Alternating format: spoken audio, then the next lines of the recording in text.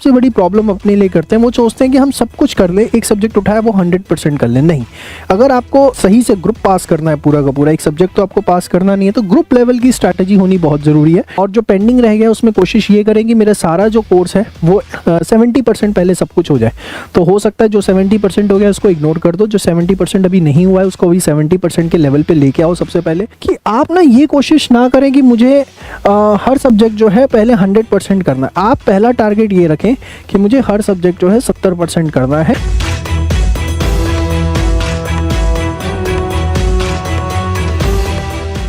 सबसे पहली चीज़ देखिए, यहाँ पर आप जो है एक टाइम स्केल से चीज़ों को समझिए। टाइम स्केल से क्या समझना है, समझना ज़रा इस चीज़ को। कुछ चीज़ें ऐसी होंगी जो आप ऑलरेडी कर चुके, ये वो चीज़ें हैं जो आप कर चुके, ठीक है ना। और यहाँ पर कुछ चीज़ें आपके पास ऐसी भी होंगी जो शायद अभी आपने शुरू भी नहीं करी, या अभी मैं कहूँगा आपके पास ये वो चीज़ें हैं जो पेंडिंग हैं। और जनरली जो का यही हाल होता है, कुछ कर चुके हैं कुछ नहीं किया है। आप लोग भी इसी कैटेगरी के अंदर होंगे, तो समझ में आ गया होगा आपको कि भाई सर कुछ अपने पते की बात करने जा रहे हैं, ठीक है ना। चलिए, बहुत ही बढ़िया। तो अब किस तरीके से सर क्या आगे अपन लोग बढ़ा सकते हैं, ज़रा समझिएगा इस चीज़ को। देखिए, हमें क्या करना है, सबसे पहले देखिए आप जो है एक ही ग्रुप के ऊपर फोकस रखिए, तो ग्रुप 1 के ऊपर रखिए या ग्रुप 2 के ऊपर रखिए, ठीक है ना। ये नहीं कि आप साइमल्टेनियसली दोनों ग्रुप चला रहे हैं। साइमल्टेनियसली दोनों ग्रुप तब चलाइए जब एक ग्रुप आपका ऑलरेडी पूरा हो चुका है, तो आप सेकंड ग्रुप कंटिन्यू कर रहे हैं, तो आप साइमल्टेनियसली दोनों चलाइए कि एक ग्रुप को तो आप कुछ टाइम रिवाइज करिए और कुछ टाइम दूसरे वाले की प्रिपरेशन करिए। लेकिन अगर आपका एक भी ग्रुप पहले कंप्लीट नहीं हुआ है, तो पहले एक ही ग्रुप को टारगेट रखिए कि उसको अपने को क्या करना है, कंप्लीट करना है। अब जो पार्ट अपना डन हो चुका, उसके लिए क्या करें भाई, उसके लिए ना एक चीज अपने को ध्यान रखनी है। वो क्या, वो अपने को ध्यान रखना है क्या, रेगुलर रिवीजन। कि रिवीजन जो है अपनी उसकी नहीं छूटनी चाहिए। नहीं तो होगा क्या, अब पेंडिंग करने वाला जो पार्ट है ना वो कंटिन्यूसली करते रहोगे, पेंडिंग करने वाला करते रहोगे, और जो आपने ऑलरेडी कर लिया वो आप भूलते रहोगे। तो आपको ये बात ध्यान रखना है कि इसका जो है अपना रेगुलर रिवीजन होना चाहिए।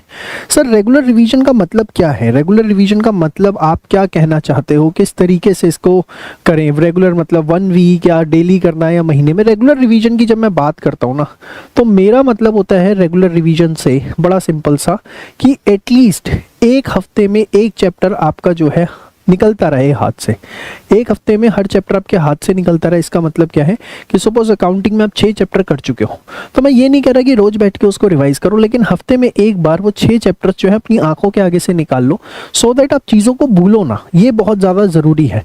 अगर आपने हफ्ते में उन्हें एक बार भी नहीं देखा या 10 दिन में एक बार नहीं देखा, चलो हफ्ते आपको लग रहा होगा कम टाइम स्पैन है, तो 10 दिन ले लो, तो होगा क्या, जब आप इकट्ठा बाद में उसे रिवाइज करने बैठेंगे ना, तो आपको ऐसा लगेगा कि चीज़ें मैं भूल गया।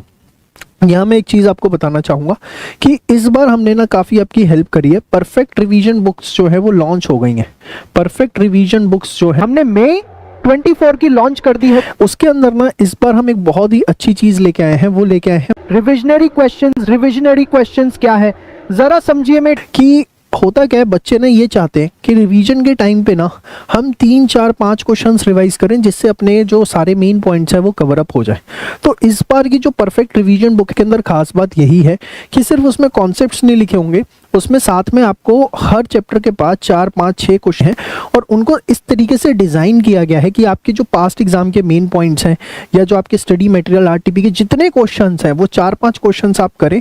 तो मैं ये तो नहीं कहूँगा 100%, लेकिन येस 90% जो क्वेश्चंस हैं आपके उन 4-5 क्वेश्चंस को करने से ही रिवाइज हो जाते हैं।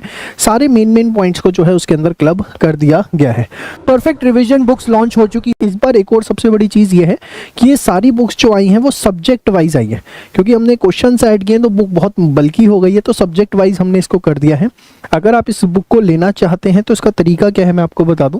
आप हमारी वेबसाइट पे जाएंगे ना, तो इस बार थोड़ा सा तरीका चेंज है eScholars.in में।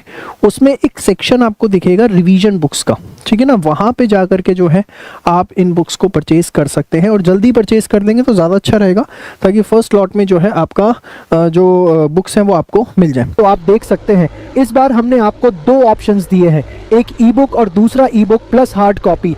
तो जो बच्चे खाली ई बुक्स लेना चाहते हैं वो ई बुक्स ले सकते हैं, और जो हार्ड कॉपी मंगवाना चाहते हैं वो हार्ड कॉपी मंगवा सकते हैं। रेगुलरली रिवाइज कहाँ से करें? आप अपने नोट से करना चाहें तो अच्छा, नहीं तो सिर्फ परफेक्ट रिवीजन बुक जो है ना उसमें से आप जो है कर ले। तो इसको ना आप ये बोल सकते हो, ये जो डन है कि आप रेगुलर रिवीजन बोल सकते हो। रेगुलर रिवीजन कौन सी? Baby type. बेबी टाइप समझे? बेबी टाइप मतलब कि आपने क्या किया, पूरी ध्यान रखते हुए, टेक केयर करते हुए सारी चीज़ों को जो है अच्छे से देख लिया। तो बेबी टाइप नोट्स जनरली बच्चों को बनाने नहीं आते हैं, ये आपको जो है परफेक्ट रिवीजन बुक के अंदर मिल जाएंगे। अब बात आती है पेंडिंग की। तो देखिए पेंडिंग को लेकर के मैं आपको एक चीज़ बताना चाहूँगा, क्या ध्यान से देखिएगा जो मैं बता रहा हूँ। पेंडिंग को लेकर के जो है एक चीज़ ध्यान रखिए कि ये मत सोचिए कि मुझे कोई सब्जेक्ट उठाया तो वो 100% करना ही करना है। देखिए जैसे आपने ग्रुप 1 उठाया तो आपकी कोशिश ये होनी चाहिए, एडवांस अकाउंट हो गया, लॉ हो गया, टैक्स हो गया, परसेंटेज बना लेते हैं। सपोज अपन ने 70% लिया तो सबसे पहला टारगेट ये रखो कि सारे 70% हो जाए। सपोज आप ऐसे करते जा रहे हो कि ये तो आपका हो गया सपोज 100%, ये अभी 0 पड़ा हुआ है, ये 10 पड़ा हुआ है, या मैं चलो 100 नहीं इसको 90 ले लेता हूँ। तो इस 90 को भी 100 बनाने की मत सोचो, अभी कोशिश ये करो कि जो मेरा लॉ 0 पड़ा है एकदम पहले ये जो है 70% तक किस तरीके से पहुंचे। बच्चे ना यही सबसे बड़ी प्रॉब्लम अपने लिए करते हैं, वो सोचते हैं कि हम सब कुछ कर ले, एक सब्जेक्ट उठाया वो 100% कर ले। नहीं, अगर आपको सही से ग्रुप पास करना है पूरा का पूरा, एक सब्जेक्ट तो आपको पास करना नहीं है, तो ग्रुप लेवल की स्ट्रैटेजी होनी बहुत जरूरी है। तो सबसे प्राइमरी टारगेट अभी ये होना चाहिए कि आप देखिए कि आपका कितने चैप्टर्स हो चुके हैं भाई, और उस हिसाब से परसेंटेज निकाल पाएंगे कि मेरा ये कोर्स इतना हो गया है। तो प्राइमरी टारगेट ये रखिए कि सबका एक लेवल लेके आए कि सब में इक्वल कोर्स हो गया है और लगभग 70% कोर्स जो है आपका हो गया है। और कोई तकलीफ आ रही है तो आप हमारा जो है कोर्स भी ले सकते हैं। तो ग्रुप 1 का कोर्स भी अवेलेबल है, ग्रुप 2 का भी अवेलेबल है, बोथ ग्रुप का भी, और प्री रिकॉर्डेड भी मिलेंगे। सबसे बड़ी चीज़ क्या रहती है हमारे लेक्चर्स के अंदर कि आपको जो है प्री रिकॉर्डेड कंटेंट मिलता है, लेटेस्ट सारी वीडियोस मिलती हैं, ठीक है ना। साथ में आपको मिलती है लाइव डाउट क्लासेस कि अगर आपको कोई डाउट आ रहा है तो आप जा करके जो है टीचर से 1 to 1 फेस टू फेस पूछ सकते हैं। लाइव क्लास करना चाहें वो भी मिलती है और उसकी रिकॉर्डिंग भी आपको मिलेगी।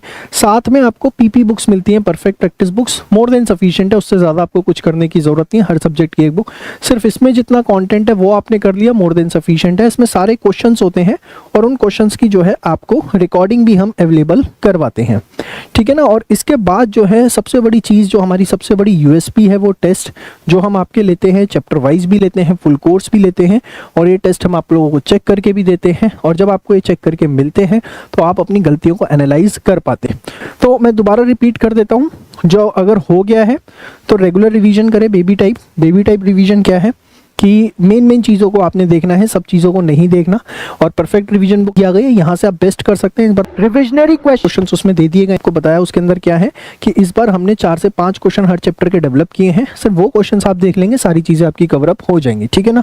कैसे परचेज कर सकते हैं मैंने बताया, eScholars.in पे जाएं, रिवीजन बुक्स के सेक्शन में जाकर के आप इसे परचेज कर सकते हैं। और बहुत नॉमिनल अमाउंट, आपको पता है मैं रिवीजन बुक में कमाने का टारगेट नहीं रखता, मेरा मकसद होता है सिर्फ ये हर बच्चे तक पहुँचे, सो दैट बच्चों का एग्जाम निकले।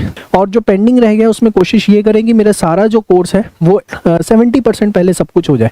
तो हो सकता है जो 70% हो गया उसको इग्नोर कर दो, जो 70% अभी नहीं हुआ है उसको भी 70% के लेवल पे लेके आओ। सबसे पहले देखो, पहले सारा कोर्स 70% हो जाना चाहिए ग्रुप का, फिर आगे जो है 10% बढ़ाओ तो सबको बढ़ाओ, सबको बराबरी के लेवल पे लेके चलो, ये बहुत ज़रूरी चीज़ है। बच्चे ना सबसे बड़ी बेवकूफ़ी करते हैं कि वो एक सब्जेक्ट 100 कर देंगे, दूसरा 100 कर देंगे, बाकी 0 रखते हैं। ये सब मत करो, ठीक है ना। कि आप ना ये कोशिश ना करें कि मुझे हर सब्जेक्ट जो है पहले 100% करना है। आप पहला टारगेट ये रखें कि मुझे हर सब्जेक्ट जो है 70% करना है। तो समरी क्या है भाई, समरी ये है कि सबसे पहले या तो ग्रुप 1 पूरा करें या ग्रुप 2 पूरा करें, ठीक है ना। और कोशिश करें कि सबके 70% कोर्स करें, 100% वाली स्ट्रैटेजी पे नहीं जाना, रैंकर्स की स्ट्रैटेजी पे नहीं जाना, ठीक है ना। पहली चीज़। दूसरी चीज़, इसके बाद जो हो गया है, जो आप ऑलरेडी कंप्लीट कर चुके हो, उसको क्या करना है अपने को, उसको अपने को रेगुलर रिवीजन देना है। रेगुलर रिवीजन कहाँ से देना है, परफेक्ट रिवीजन बुक आ चुकी है के लिए, वहाँ से आप उसे रेगुलर कर, ठीक है ना। तीसरी सबसे बड़ी चीज़, कोई भी हमारा कोर्स परचेज करना चाहता है कर ले भाई, कोई दिक्कत नहीं है, नहीं तो आप हमारी वेबसाइट से भी जा करके जो है सीधा चीज़ों को खरीद सकते हैं, ठीक है ना। और ये जो है मोटा मोटा आपको आज की सारी बातें हमने बताने की इसके अंदर कोशिश करी। सर वेबसाइट क्या है वो भी लिख दो, वेबसाइट है eScholars.in। और एक बात और बता दूं, जैसा कि आपको पता है हमने इंडिया की फर्स्ट AI बेस्ड वेबसाइट भी लॉन्च कर दी है, जिससे आपको एक नया लर्निंग एक्सपीरियंस मिलेगा। और कोई तकलीफ आ रही है तो आप हमसे हमारे व्हाट्सएप नंबर 8888800402 पर कांटेक्ट कर सकते हैं। हमारे काउंसलर आपकी हेल्प करेंगे, तो आप देख सकते हैं